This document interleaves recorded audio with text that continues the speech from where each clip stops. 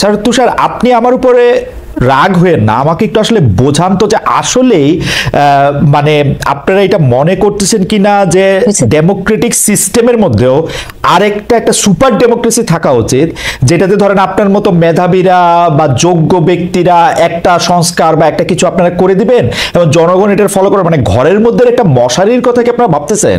মানে বিষয়টা কি আসলে? মানে আমি যদি গণতন্ত্রে বিশ্বাস করি, আমাকে তো বিশ্বাস রাখতে হবে বেশিরভাগ লোক, মানে আমি সরলভাবে যা বুঝি আর কি। এটা আমাকে আরেকটু বুঝান তো তুষার, বিষয়টা কি আসলে? না না, ঘরের মধ্যে মশারি নট এট অল এরকম না। আপনি বললেন যে এই সরকার পলিটিক্যাল না, আমাদের দৃষ্টিভঙ্গিটা এই ব্যাপারে ভিন্ন। এই সরকার আপনি বলতে পারেন এটা পার্টিজান সরকার না, এবং এটা সেই দলের মধ্যে দল যেভাবে ক্ষমতায় আসে ভোটের মাধ্যমে সেই ধরনের একটা সরকার না, কিন্তু এটা গণ অভ্যুত্থানের মধ্য দিয়ে গঠিত একটা সরকার, এবং it is out and out political, এই ব্যাপারে কোনো সন্দেহ নেই। এবং এটা ঠিক যে এই সরকারের অনেক কিছু নিয়ে আমাদের অনেক প্রশ্ন আছে এবং অনেক সমালোচনাও আছে। এর মধ্যে যেমন আইন শৃঙ্খলার কথা আপনারা রাইটলি বললেন, এটার অবস্থা খুবই নাজুক, তারপর বাজার পরিস্থিতির অবস্থা খুবই নাজুক, এগুলো সত্যি কথা। এবং এগুলো নিয়ে আমরা ডক্টর ইউনূস সাহেবকে অনুরোধ করেছি এবং তাকে আমাদের দিক থেকে বলেছি যে আপনাকে এই ব্যাপারে টপ মোস্ট প্রায়োরিটি দিতে হবে। এগুলো ঠিক আছে, এগুলো নিয়ে, কিন্তু এটা বললে এটা না কেন, ওইটা কেন আসছে না এজেন্ডায়, আমি বরং বলবো যে কেন আসবে না, কারণ আপনি বাংলাদেশের অন্তর্বর্তীকালীন সরকার, এই আইডিয়াটা এর আগে কখনো ছিল না। এর আগে আমরা সর্বোচ্চ দলীয় সরকারের বাইরে তত্ত্বাবধায়ক সরকার দেখে অভ্যস্ত। এই অন্তর্বর্তীকালীন সরকার বা অস্থায়ী সরকার ছিল কিন্তু 91 সালে শাহাবুদ্দিন আহমেদ অন্তর্বর্তীকালীন সরকারই ছিলেন, তত্ত্বাবধায়ক সরকার। ওকে, ওইটার কাজ ছিল শুধুমাত্র একটা ইলেকশন আয়োজন করে দেয়া, বাট এই গভর্নমেন্ট কিন্তু সেই ধরনের একটা গভর্নমেন্ট না, অন্তত আমরা সেভাবে দেখতে চাইবো না। এটা আপনি দেখতে চাইবেন না সেটা ঠিক আছে, কিন্তু এই সরকারের কাজ কি তাহলে? এই সরকারের কাজ হচ্ছে প্রথমত সংস্কার করা, মানে যে কারণে বাংলাদেশে বারবার এই ধরনের আমরা আটকে যাই, স্বৈরাচারের মুখোমুখি করি। কে দিছে এই সরকারের কাজ? জনগণ দিয়েছে। কেন এটা কি খালেদ ভাই, আমরা একটা গণ অভ্যুত্থানের পরে এই সরকারকে পেয়েছি, এবং যে কারণে গণ অভ্যুত্থান করতে হয়েছে, মানে যে কারণে বাংলাদেশে গণ অভ্যুত্থান করতে হয়েছে শেখ হাসিনাকে সরানোর জন্য। না, নট জাস্ট দ্যাট, এটা আপনি মনে করতে পারেন, কিন্তু ব্যাপারটা একেবারে এরকম না শুধু শেখ হাসিনাকে সরানোর জন্য এই গণ অভ্যুত্থান ঘটে নাই, কারণ আমরা এরশাদকেও সরিয়েছিলাম এর আগে, তাই না?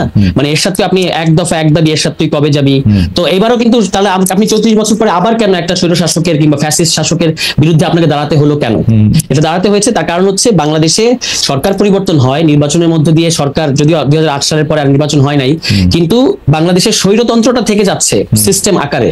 ফলে ওই ব্যাকল্যাশটা ছিল বলে এবার আপনি খেয়াল করবেন, আপনার নিশ্চয়ই মনে আছে। মানে তুষার, আপনি একটু বোঝার জন্য আপনি বলেন, আমি একটু বোঝার জন্য, তার মানে কি এই স্বৈরতন্ত্রটা শুধু শেখ হাসিনা সরকার না, তার আগেও যারা সরকার এসছে, খালেদা জিয়ার সরকার, তারাও স্বৈরতন্ত্র ছিল, এরকম আপনি বলতে চাচ্ছেন?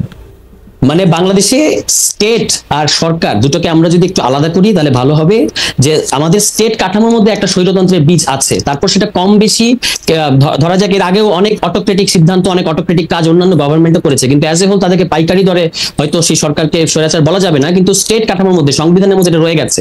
কিন্তু শেখ হাসিনার সরকার এটাকে একটা ফ্যাসিজমে টার্ন করতে পেরেছে, বিশেষত দুটো কারণে। একটা কারণ হচ্ছে যে সংবিধান যেভাবে একচেটিয়া ক্ষমতা, এটা আরেকটা হচ্ছে তার আওয়ামী লীগের কালচারাল এবং ন্যারেটিভের যে শক্তি, এই দুটো মিলে এখানে একটা ফ্যাসিজম তৈরি হয়েছে। এবং আপনার নিশ্চয়ই খেয়াল আছে যে 3 অগস্ট লাখো জনতার উপস্থিতিতে নাহিদ ইসলাম তখন তিনি বললেন যে এক দফাটা হচ্ছে ফ্যাসিবাদের পতন এবং ফ্যাসিবাদী ব্যবস্থার বিলোপ, নয়া রাজনৈতিক বন্দোবস্ত। তিনি কিন্তু এক দফার মধ্যে 3টা পার্ট আছে।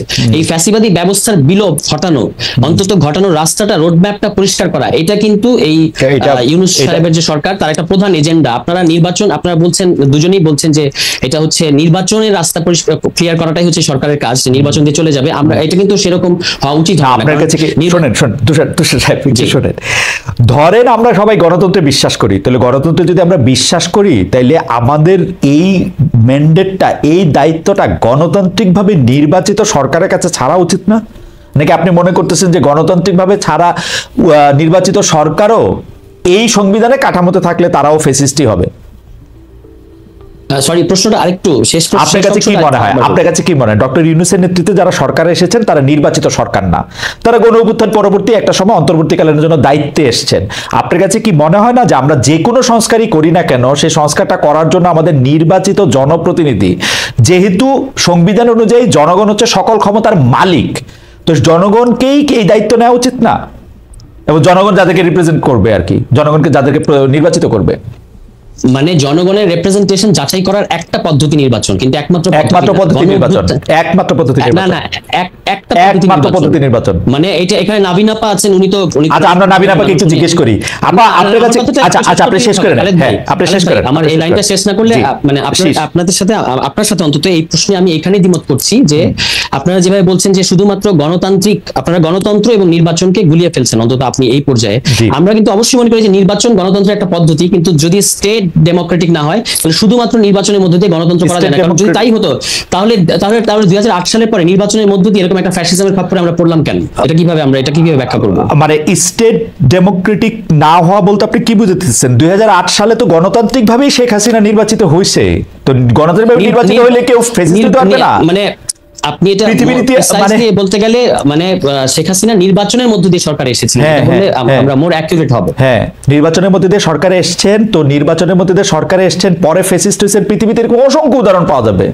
তাই বলে কি ব্যবস্থাটার দোষ হলো? আর ডেমোক্রেটিক স্টেট না বলতে আপনি কি বুঝতে চাচ্ছেন এটা একটু ব্যাখ্যা করেন তো। স্টেট যদি ডেমোক্রেটিক না হয় মানে বাংলাদেশের কনটেক্সটে আপনি এখানে সমস্ত ক্ষমতা তো এক ব্যক্তির কাছে। শেখ হাসিনা কিংবা যিনি প্রধান নির্বাহী থাকেন তিনি চাইলেই জুডিশিয়ারিকে কন্ট্রোল করতে পারেন, তিনি চাইলেই সংসদ তার কথা উঠে বসে, তিনি চাইলে সকল প্রতিষ্ঠান, সকল রাষ্ট্রীয় প্রতিষ্ঠান তার অধীনে। এটাকে আমরা বলছি যে এটা কোনো ডেমোক্রেটিক স্টেটের চেহারা হতে পারত না। আমি আপনাকে একটা উদাহরণ দিই, যেমন ধরুন জুলাই মাসে যখন আন্দোলন চলছিল তখন কেউ একজন কে করেছেন এই মুহূর্তে আমার মনে নাই, কেউ একজন রিট করেছিলেন যে এই যে আন্দোলনে গুলি চালানো হচ্ছে এটাকে বন্ধ করার জন্য রিট করেছিলেন। তখন কিন্তু ওই রিটটাকে খারিজ করা হয়েছিল। আমরা যেভাবে বুঝি সেটা হচ্ছে যে আদালতের কাজ কিন্তু যখন সরকার মৌলিক অধিকার হরণ করে তখন তাকে জনগণের পক্ষে থাকতে হবে। এখানে যেটা হয় না, এটার কারণ কি? এটার কারণ হচ্ছে যে এখানে স্টেট ডেমোক্রেটিক না এবং এখানে ইনস্টিটিউশনগুলো স্বাধীনভাবে সিদ্ধান্ত নিতে পারে না। আমি জনাব তুষার আপনাকে একটু আমি জাস্ট একটু অনুরোধ করি যে বাংলাদেশের সংবিধান অনুযায়ী কিন্তু বিচার বিভাগ আলাদা, স্বাধীন বিচার বিভাগ, কারো উপরে মানে বিচার বিভাগের উপর কারো কোনো হস্তক্ষেপ থাকার কোনো সুযোগ নাই।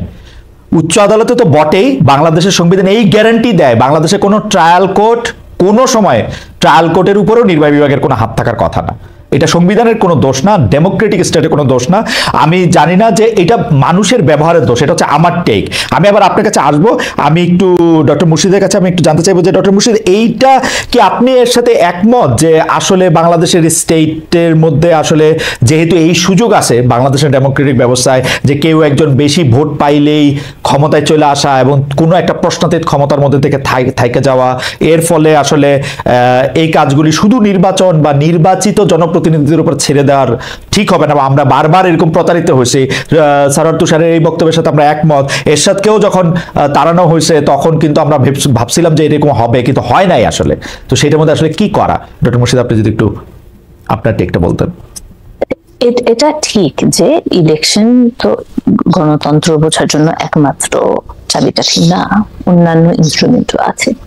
যেমন কি গুরুত্বপূর্ণ হচ্ছে পলিটিক্যাল ইনস্টিটিউশন। গণতন্ত্র মানে যে মানুষ, জনসাধারণের, জনগণের প্রতিনিধিত্ব করবে সরকার।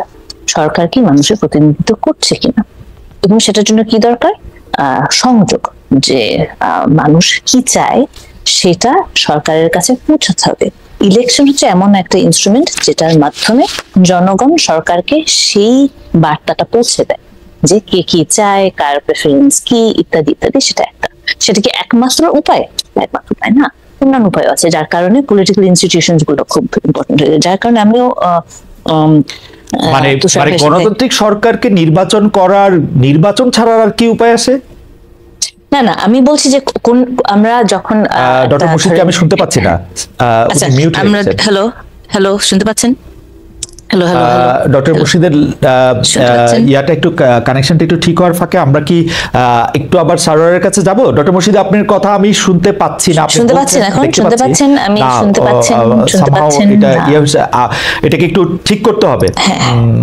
ডক্টর মুর্শিদের কানেকশনটা আমরা পেতে পেতে আমরা একটু সারোয়ারের কাছে যাই। যে স্যার তুষার, আপনি আমার উপরে রাগ হয়ে না, আমাকে একটু আসলে বোঝান তো যে আসলেই মানে আপনারা এটা মনে করতেছেন কিনা যে ডেমোক্রেটিক সিস্টেমের মধ্যেও একটা সুপার ডেমোক্রেসি থাকা উচিত, যেটাতে ধরেন আপনার মতো মেধাবীরা বা যোগ্য ব্যক্তিরা একটা সংস্কার বা একটা কিছু আপনারা করে দিবেন এবং জনগণ এটার ফলো করে, মানে ঘরের মধ্যে একটা মশারির কথা কি আপনারা ভাবতেছেন? মানে বিষয়টা কি আসলে? মানে আমি যদি গণতন্ত্রে বিশ্বাস করি, আমাকে তো বিশ্বাস রাখতে হবে বেশিরভাগ লোক, মানে আমি সরলভাবে যা বুঝি আর কি। এটা আমাকে আরেকটু বুঝান তো তুষার, বিষয়টা কি আসলে? না, ঘরের মধ্যে মশারি নট এট অল এরকম না ব্যাপার।